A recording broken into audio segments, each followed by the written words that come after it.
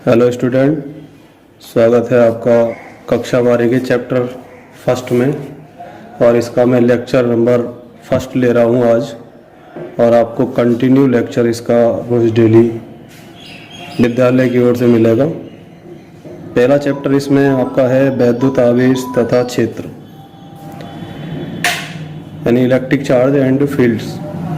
इसमें हम वैद्युत आवेश के बारे में और क्षेत्र के बारे में जानेंगे। तो सबसे पहले बात आती है कि वैद्युत आवेश क्या है। तो वैद्युत आवेश को जानने के लिए मैंने यह डेफिनेशन लिखी है। वैद्युत आवेश पदार्थ का वह मौलिक गुण है जिसके कारण वस्तुएं वैद्युत बल आरोपित करती हैं।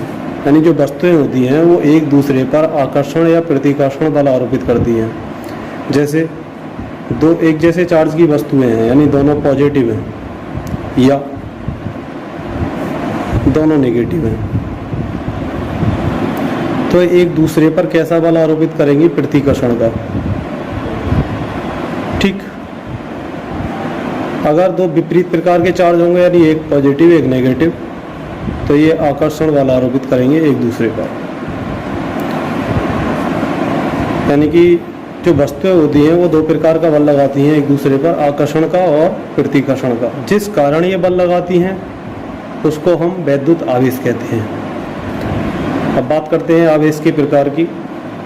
आवेश का प्रकार मैंने यहाँ लिखा है, दो प्रकार के आवेश होते हैं, धनात्मक आवेश और ऋणात्मक आवेश। यहाँ नोट है, नोट में आपका वैद्युत आवेश क्वेश्चन में पूछ लेता है कभी कभी बोर्ड एग्जाम में, कैसी राशि है। तो वैद्युत आवेश एक अदिश राशि है। इसका मान धनात्मक या ऋणात्मक या शून्य हो सकता है, यानी पॉजिटिव नेगेटिव अथवा जीरो कुछ भी लिख सकते हैं। अलग अलग कंडीशन में इसका मान अलग अलग प्रकार का होगा। जैसे किसी क्वेश्चन में आपका दे रखा है कि यहाँ पे इलेक्ट्रॉनों की कमी है, तो वहाँ आवेश जो होगा वो धनात्मक होगा। अगर दे रखा है आपका कि आवेश में इलेक्ट्रॉनों की अधिकता है, इलेक्ट्रॉनों की अधिकता है, तो आपका कैसा चार्ज होगा? वहाँ नेगेटिव। एक और नोट मैंने नीचे लिखा है आपका यहाँ, वैद्युत आवेश Q = IT। इस सूत्र से हमें फ़ायदा मिलेगा मात्रक और सवाल करने में, मात्रक निकालने में, विमा निकालने में, जहाँ I आपका वैद्युत धारा और T समय है। वैद्युत आवेश का मात्रक कूलम अथवा एम्पियर सेकंड, इस वाले सूत्र से भी हम निकाल सकते हैं। एम्पियर सेकंड कैसे निकलेगा? देखो I यहाँ पे विद्युत धारा है और विद्युत धारा का मात्रक होता है आपका एम्पियर, और आपका T यहाँ समय है और समय का मात्रक होता है सेकंड। ये दोनों मल्टीप्लाई में है यहाँ पे, इसलिए एम्पियर इंटू सेकेंड। देखिए वैद्युत आवेश का विमीय सूत्र, वैद्युत आवेश का विमीय सूत्र आपका यहाँ लिखा हुआ है AT। ये भी आप इसी सूत्र से निकाल सकते हैं। I यानी विद्युत धारा, विद्युत धारा का A रख देंगे यहाँ पे, और T यानी कि समय, समय का आप T लगा देंगे, तो आपका विद्युत आवेश का जो विमीय सूत्र है वो निकल करके आ जाएगा AT। नीचे कुछ मैंने चार्ज लिखे हैं इलेक्ट्रॉन पर और प्रोटॉन पर, ये वैल्यू आपको याद रहनी चाहिए। देखिए इलेक्ट्रॉन पर जो चार्ज होता है वो होता है आपका -1.6 × 10⁻⁻19 कूलम, और एक प्रोटॉन पर चार्ज होता है आपका वो +1.6 × 10⁻⁻19 कूलम। इसके बाद जो आवेश है वो किनमें होता है, इसके लिए हम अध्ययन करेंगे चालक और अचालक का। तो चालक क्या होते हैं? वे पदार्थ जिनमें आवेश प्रवाह एक स्थान से दूसरे स्थान तक सुगमता से होता है, चालक कहलाते हैं। जैसे धातुएं, विद्युत अपघट्य आदि। धातुएं जैसे सोना है, चांदी है, एल्युमिनियम है, कॉपर है, ये सभी धातुएं हैं। ये सभी क्या होती हैं? विद्युत धारा की सुचालक। यानी ये कह सकते हैं, इसकी एक और डेफिनेशन, जिनमें मुक्त इलेक्ट्रॉन पाए जाते हों, जिनमें मुक्त इलेक्ट्रॉन पाए जाते हों वे सभी चालक होती हैं, और जिनमें मुक्त इलेक्ट्रॉन नहीं पाए जाते वे जो है आपकी अचालक होती हैं। इसके बाद अचालक को मैंने लिखा है विद्युत रोधी।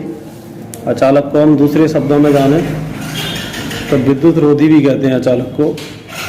तो विद्युत रोधी क्या होते हैं? वे पदार्थ जिनमें आवेश का प्रवाह एक स्थान से दूसरे स्थान तक नहीं होता, यानी जिनमें करंट फ्लो नहीं होता या जिनमें मुक्त इलेक्ट्रॉन नहीं पाए जाते, वे सभी क्या कहलाते हैं? विद्युत रोधी या अचालक। जैसे कांच, रबड़, प्लास्टिक, कागज, यानी वे सभी पदार्थ जो प्रकृति में हैं जिनमें फ्री इलेक्ट्रॉन नहीं है, यानी मुक्त इलेक्ट्रॉन नहीं है, क्या कहलाएंगे? अचालक। आवेश की क्वांटम प्रकृति। आवेश की क्वांटम प्रकृति में हमें पता है किसी वस्तु पर आवेश की उत्पत्ति इलेक्ट्रॉन की कमी या अधिकता के कारण होती है। वस्तु में n इलेक्ट्रॉन की कमी हो जाने पर उत्पन्न आवेश प्लस n तथा n इलेक्ट्रॉनों की अधिकता हो जाने पर माइनस n आवेश उत्पन्न हो जाता है, जहां e इलेक्ट्रॉन पर आवेश का परिमाण है। यानी कि शॉर्ट में हम समझें, यानी इलेक्ट्रॉन की कमी कर दें। यहाँ पर कोई संख्या है, मान लो 2 इलेक्ट्रॉन, 3 इलेक्ट्रॉन, इसलिए मैंने आपको यहाँ पे n लिखा है। यानी कि जितने भी इलेक्ट्रॉनों की कमी कर दें, वहाँ पर इलेक्ट्रॉन की कमी होने पर वस्तु में कैसा आवेश उत्पन्न हो जाएगा? धन आवेश।